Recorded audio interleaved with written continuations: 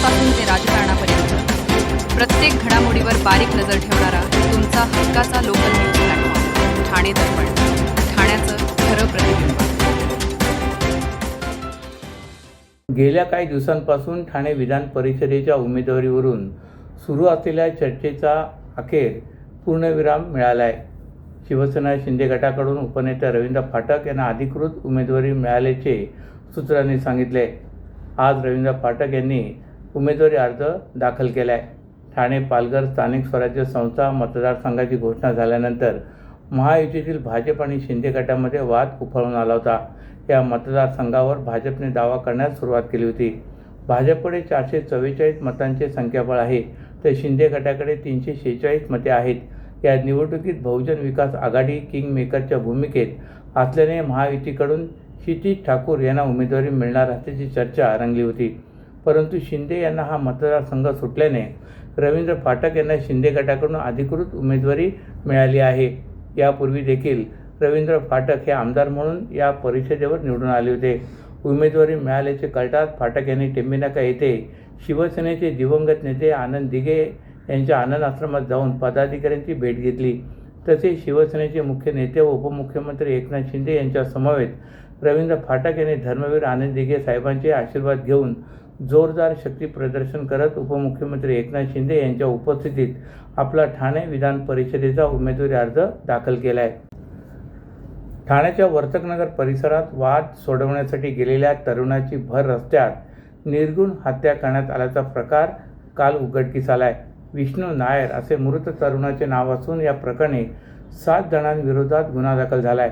प्रकाश तिके, विकी तिके, विकी करोतिया, सिद्धार्थ रोकडे, गणेश दिवे यांच्यासह इतर दोघे अशी हल्लेखोरांची नावे आहेत। वर्तकनगर येथील शास्त्रीनगर नाका भागात रविवारी मध्यरात्री 2:40 विष्णू हा त्याचा मित्रासह उभा होता।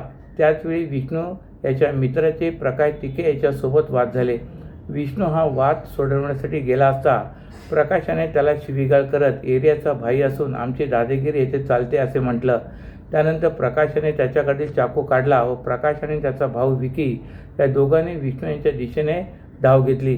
विष्णू हा खाली पडल्यानंतर प्रकाशाने विष्णूच्या छातीवर बसून त्याच्याकडील चाकूने पोटाच्या डाव्या बाजूला आणि छातीच्या खाली 2 वेळा चाकूने वार केलेत, तर विकी तिके याने त्याला मारहाण केली। या हल्ल्यात विष्णू याचा जागीच मृत्यू झालाय। यानंतर सर्व आरोपींनी दहशत निर्माण करण्यासाठी सर्वांना जीवे मारण्याची धमकी देत पळ काढला। हत्ये प्रकरणी वर्तकनगर पोलीस ठाण्यात गुन्हा दाखल झाला आहे। संजय गांधी राष्ट्रीय उद्यान क्षेत्रातील वागळे इस्टेट येथील इंदिरानगर भागात 4 ते 5 वर्षाच्या जखमी नर बिबट्याला पकडण्यात वन विभागाला यश आले। बिबट्याच्या 4ही पंजाच्या तळव्यावर आणि मागील पायावर जखमा झाल्याचे आढळून आले। तसेच त्याच्या शरीरावर आणि शेपटीवर वरण आढळले आहेत। ही जखम बिबट्याची इतर हिंस्र प्राण्यांसोबत झालेल्या झुंजीमुळे झाली असावी असा अंदाज वन विभागाला आहे। संजय गांधी राष्ट्रीय उद्यानाच्या हद्दीतील इंदिरानगर भागात वन कर्मचारी आणि राज्य सुरक्षा मंडळाच्या जवानांना शनिवारी सायंकाळी झाडावर जखमी बिबट्या पथकाला आढळून आला होता।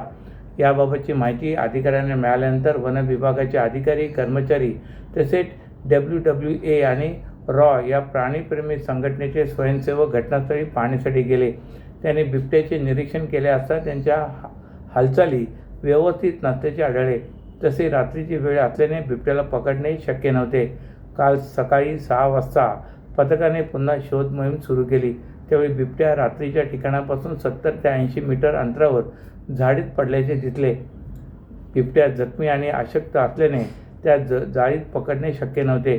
संजय गांधी राष्ट्रीय उद्यानाचे पशुवैद्यकीय अधिकारी विनया जंगले यांच्यासह बचाव पथकाने डाट मारून बिबट्याला बेशुद्ध केले, त्यानंतर त्याला पकडले। ही कारवाई संजय गांधी राष्ट्रीय उद्यानाचे वन संरक्षक व संचालक अनिता पाटील, उपसंचालक प्रदीप पाटील, पशुवैद्यकीय अधिकारी विनया जंगले, येऊरचे वन परिक्षेत्र अधिकारी मयूर सुरवसे, ठाणे वन परिक्षेत्र अधिकारी नरेंद्र मुटे, संजय गांधी राष्ट्रीय उद्यानाचे जलद बचाव गट रोहित मोहिते आणि WWA संस्था रॉ संस्थेच्या स्वयंसेवकांनी यशस्वी पार पाडले। सर्व नागरिकांना आवाहन करण्यात येत आहे की सध्या डासांमार्फत पसरणाऱ्या डेंग्यू या आजाराचा प्रसार रोखण्यासाठी प्रत्येकाने पुढील प्रमाणे कार्यवाही करावी। डेंग्यू आजार एडिस इजिप्ती हा डास चावल्याने होतो। या डासांची पैदास साचलेल्या किंवा साचवलेल्या स्वच्छ पाण्यामध्ये होते. 8 दिवसांपेक्षा जास्त दिवस पाणी उघडे व साचून राहिल्यास त्यात डास अंडी घालतात. अंड्यांच्या अळ्या तयार होऊन पुढे डास तयार होतात. यासाठी आपल्या घरातील पाणीसाठे उदाहरणार्थ बॅरल्स, पिंपे, टाक्या, हौद, रांजणे इत्यादी दर आठवड्याला रिकामे करून घासून पुसून कोरडे करून पुन्हा भरावे. 1 दिवस कोरडा दिवस म्हणून पाळावा. पाणी साठ्यांना घट्ट झाकणे बसवावीत किंवा जुनी साडी, चादर, धोतर यांनी बांधून झाकून ठेवावीत, म्हणजे डास त्यात जाऊन अंडी घालणार नाहीत. घराच्या गच्चीवर, आजूबाजूला, अंगणात कोठेही पाणी साचू देऊ नये. भंगार सामान उघड्यावर टाकू नये. उदाहरणार्थ टायर्स, प्लास्टिक सामान, कुंड्या, टाकाऊ वस्तू इत्यादी. अशा सामानात पावसाचे पाणी साठून त्यात डेंग्यूच्या डासांची पैदास होते. घरातील कूलर्स, फ्रीजच्या पाठीमागील ट्रे हे देखील वेळोवेळी कोरडे करावेत. लक्षात ठेवा, नुसत्या फवारणीने डास घनता कमी होत नाही, तर त्यासाठी डास पैदास ठिकाणे नष्ट करणे ही आपल्या सर्वांची जबाबदारी आहे.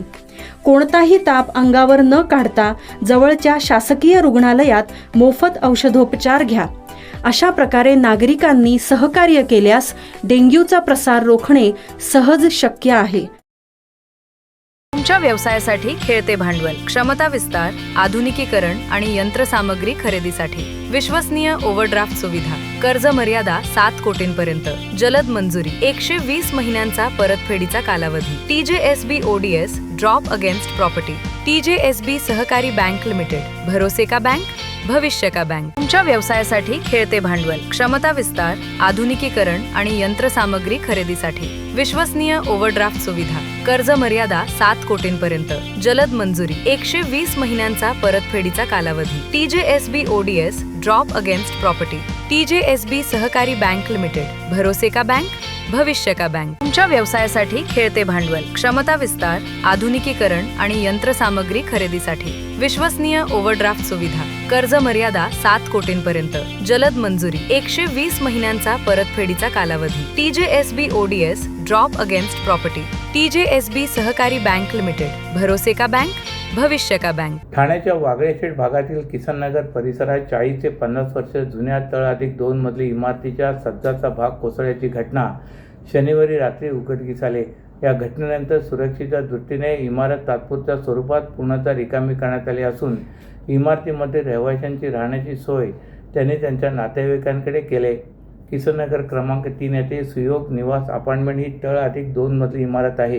ही इमारत सुमारे 40 ते 50 वर्ष जुनी आहे.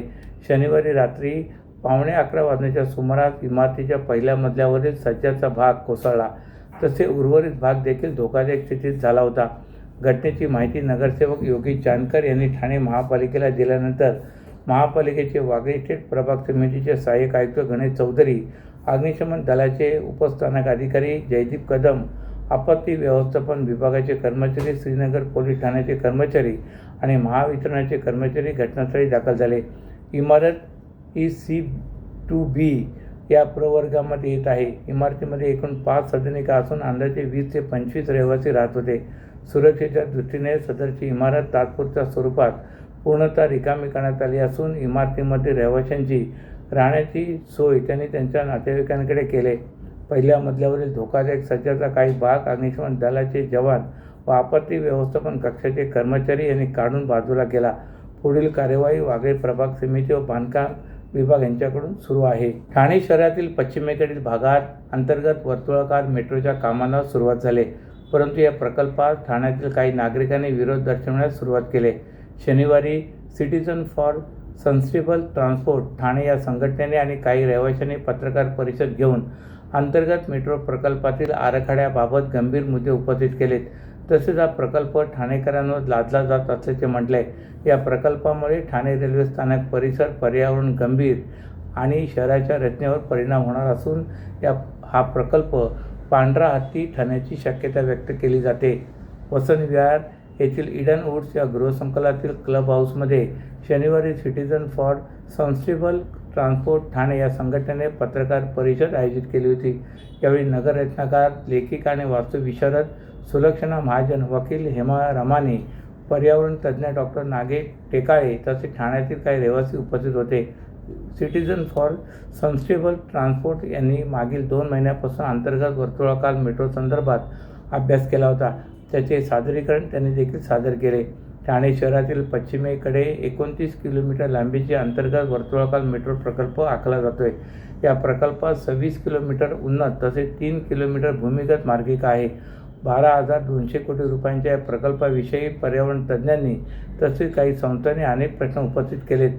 सुलक्षण महाजन यांनी डोंगरीपाडा, बाळकुंभ, रायलेदेवी तलाव येथील वर्तुळाकार मेट्रोच्या प्रस्तावित स्थानकाविषयी प्रश्नचिन्ह उपस्थित करत हा प्रकल्प घोडबंदर, घाटकोपर, वडाळा या मेट्रो 4 प्रकल्पाला छेदून जात असल्याचे म्हटले आहे. त्यामुळे हा प्रकल्प मेट्रो 4हून अधिक उन्नत असेल. प्रकल्प रोलर कोस्टर प्रमाणे भासणार आहे असे महाजन म्हणाल्यात. सर्वात गंभीर परिणाम ठाणे रेल्वे स्थानक परिसरात होणार आहे. या परिसरात वर्तुळाकार मेट्रोचे स्थानक भुयारी पद्धतीने ठाणे रेल्वे स्थानकाजवळ केले जाणार आहे. त्यासाठी अनेक रहिवाशांच्या इमारती, दुकाने पाडावी लागणार आहेत. तसेच स्थानक परिसरात 200 मीटर लांब आणि 20 मीटर खोल खड्डे करावे लागतील. सॅटेलाईट प्रकल्पाचा काही भाग ठाणे स्थानकाजवळ एसटी थांबा, रेल्वे स्थानक तिकीट नोंदणी केंद्राचा भागही तोडला जाणार आहे. येथील गावठाणामध्ये नागरिकांना नोटिसा पाठवण्यात आल्यात. त्यांना याबाबत कोणतीही माहिती प्रशासनाकडून दिली गेली नाही असा आरोपही त्यांनी केला आहे. अशाच नव्या आणि ताज्या बातम्यांसाठी ठाणे दर्पणच्या पेजला लाईक करा आणि फॉलो करायला विसरू नका.